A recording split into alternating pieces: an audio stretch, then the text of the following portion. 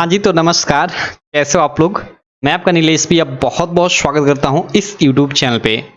दोस्तों, आज की इस वीडियो में हम लोग देखेंगे यूपी बोर्ड का 2024 का हिंदी का पेपर कैसा आएगा। जी हाँ, मेरे दोस्त, देखो जो पिछले साल का पेपर हुआ है यानी 2023 का बोर्ड एग्जाम हुआ था, उसमें आप सब लोग जानते हो कि बहुत सारा चेंजेस हुआ था। लेकिन इस बार भी थोड़ा-सा चेंजेस हुआ है हिंदी के पेपर में। वो क्या हुआ है, आप इस वीडियो को अंत तक देखते रहो, आपको पता चल जाएगा। बाकी जो पेपर का पैटर्न था जो पिछले साल चेंज हुआ था यानी 20 ऑब्जेक्टिव ऐड हुआ था, वो सेम इस साल भी सेम ही पेपर आएगा। लेकिन हिंदी में एक नया क्वेश्चन ऐड हुआ है। कौन सा है, चलो आप देखते रहो, वीडियो को अंत तक पता चल जाएगा। बाकी आपको आपका पेपर पैटर्न भी मालूम चल जाएगा 2024 बोर्ड एग्जाम का। ठीक है, तो अगर आप क्लास 10th यूपी बोर्ड के स्टूडेंट हो तो इस चैनल को सब्सक्राइब कर लेना और साथ ही ये बेल आइकन को भी दबा लेना, जिससे मेरी सारी वीडियो की नोटिफिकेशन आपको मिलती रहे।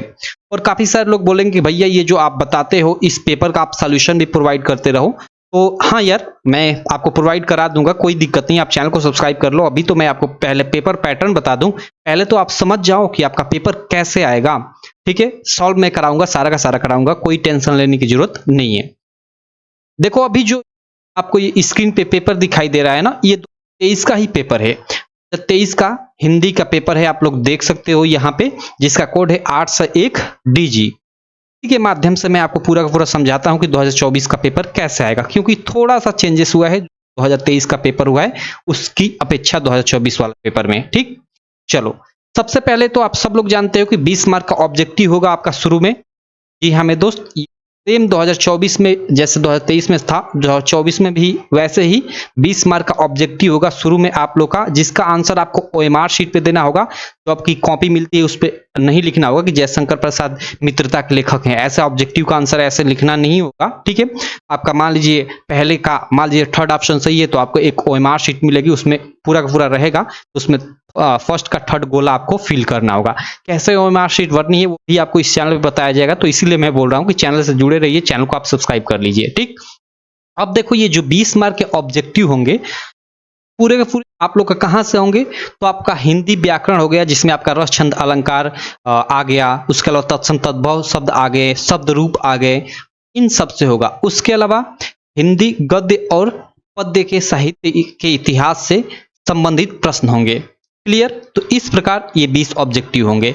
इस 20 ऑब्जेक्टिव के बाद अब आपका क्या होगा, तो आपका 50 मार्क का सब्जेक्टिव प्रश्न होगा, जिसका आंसर आपको डिटेल्ड में लिखना होगा कॉपी पे। तो वो कैसे कैसे प्रश्न होंगे, चलो उनको दिखा देता हूं। तो आप आशा करता हूं ये 20 प्रश्न आप समझ गए होंगे कि कहां कहां से कैसे कैसे आएगा।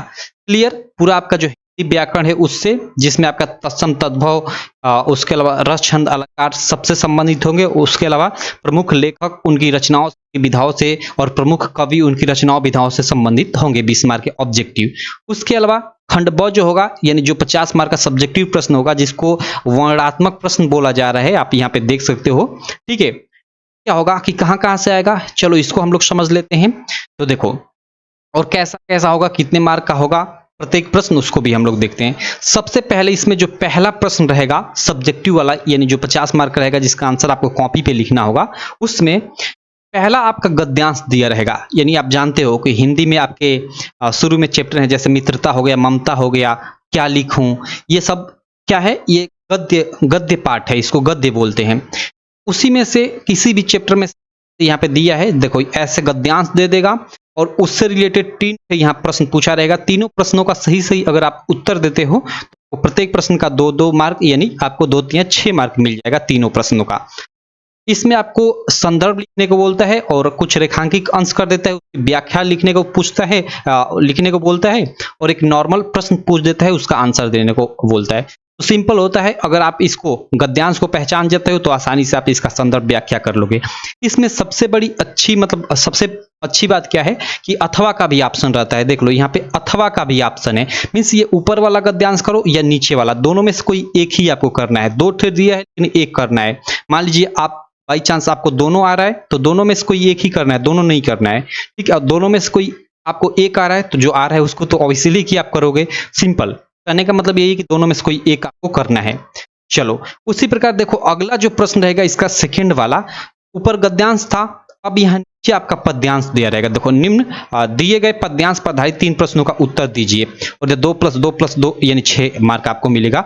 देखो ये पद्यांश दिया हुआ है और नीचे ये 3 ठे प्रश्न पूछा हुआ है और इसमें भी आपको अथवा का ऑप्शन रहेगा। देखो यहाँ पे अथवा दिया हुआ है, यानी ऊपर वाला करो या ये नीचे वाला करो, आपका मन। तो पद्यांश भी समझते हो, आपका हिंदी एक गद्य है, एक पद्य है। तो गद्य वाले में से ऊपर हो गया और पद्य वाले में से ये नीचे, यहाँ 2 आपके पद्यांश दिए रहेंगे, एक को करना होगा सिंपल, जिसका आपको 6 मार्क मिलेगा।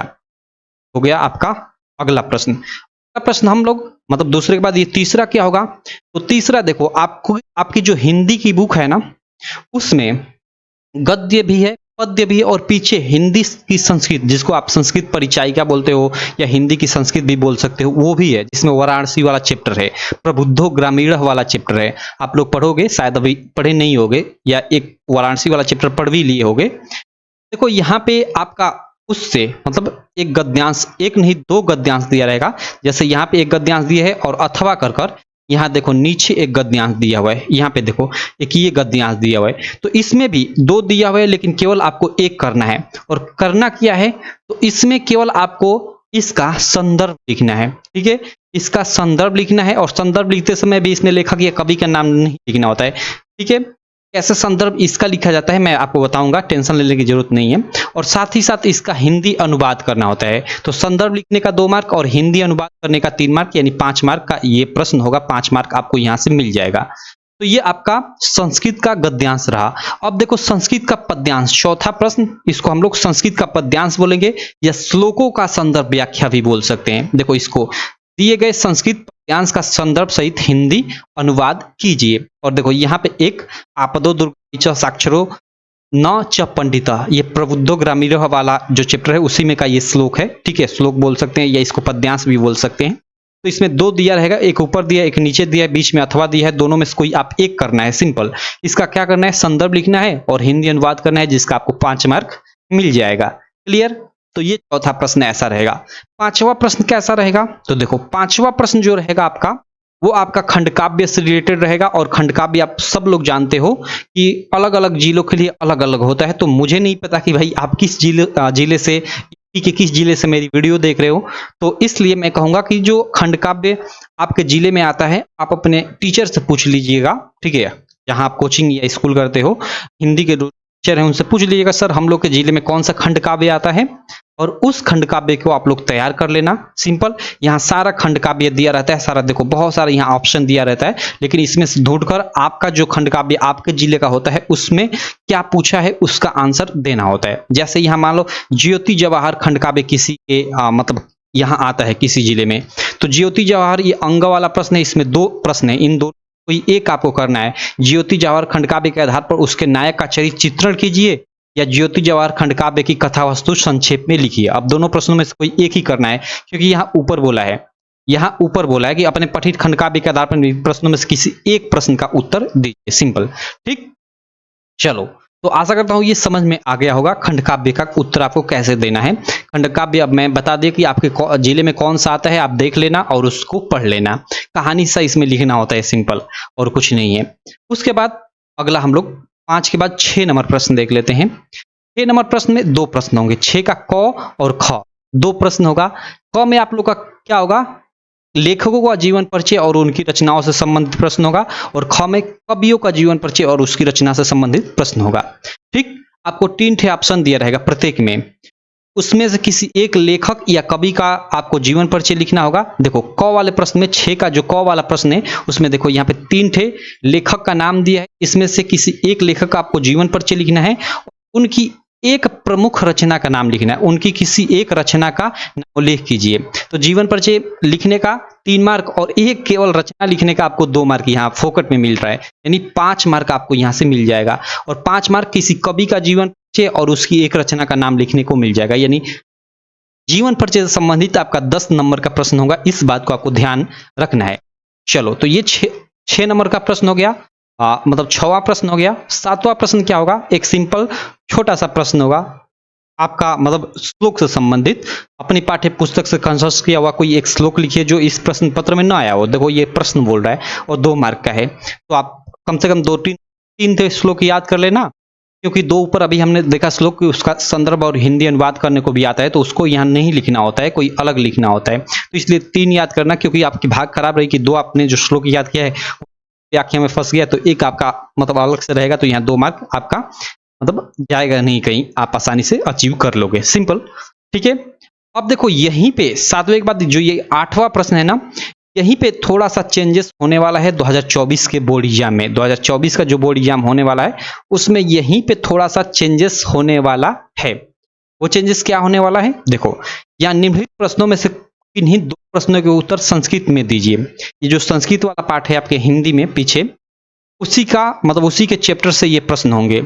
लेकिन अभी 2023 का जो पेपर हुआ था उसमें क्या हुआ था कि प्रत्येक प्रश्न का 2-2 मार्क आपको मिल रहा था। मतलब यहाँ पे 4 ठे प्रश्न है, किन्हीं 2 का उत्तर देना है और प्रत्येक प्रश्न का आपको 2-2 मार्क, यानी 2 प्रश्नों का उत्तर देते हो तो 2 यानी 4 मार्क मिला था 2023 में। लेकिन 2024 के बोर्ड एग्जाम में 1-1 मार्क मिलेगा। जी हाँ मेरे दोस्त 1-1 मार्क, यानी 4 प्रश्न होंगे, किन्हीं 2 प्रश्नों का उत्तर देना होगा आपको और प्रत्येक प्रश्न का 1-1 मार्क, यानी 2 प्रश्न का 2 मार्क मिलेगा। अब कहोगे कि ठीक है, तो यहाँ से मतलब 2 मार्क कहाँ गया, 2 मार्क कहाँ एडजस्ट करेगा, तो 2 मार्क का आप लोगों को यहाँ एक प्रश्न पूछेगा।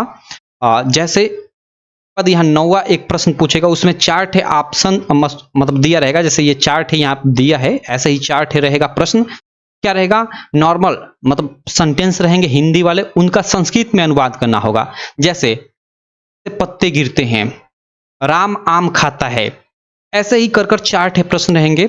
उनमें से चारों में से किन्हीं 2 का आपको संस्कृत में अनुवाद करना होगा और प्रत्येक प्रश्न 1-1 मार्क का रहेगा, यानी 2 मार्क आपको वहां से मिलेगा। तो इसका 2 मार्क यहां से काट कर उसमें मतलब संस्कृत अनुवाद में एडजस्ट किया गया है 2024 बोर्ड एग्जाम के लिए।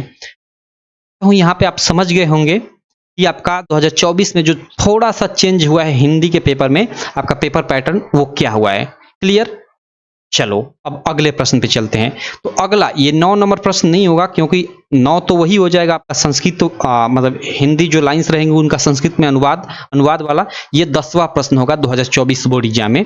ये क्या रहेगा, ये किसी एक विषय पर निबंध लिखना रहेगा। यहाँ पे विषय आपके दिए रहेंगे बहुत सारे, ठीक है। किसी पेपर में 4 ठे दिए थे, किसी में 6 ठे दिए 2023 पेपर में हमने देखा कि, तो चलो उसमें कोई दिक्कत नहीं, मिनिमम आपके 4 ठे ऑप्शन दिए रहेंगे, ठीक है। तो किसी में 5, किसी में 6 ऐसे दिए रहेंगे, तो आप देख लेना, आप इनमें से किसी टॉपिक पे निबंध लिख देना जिसका आपको 9 मार्क, जी हाँ मेरे दोस्त, जिसका आपको कितना 9 नंबर मिलेगा, इस बात को ध्यान रखना।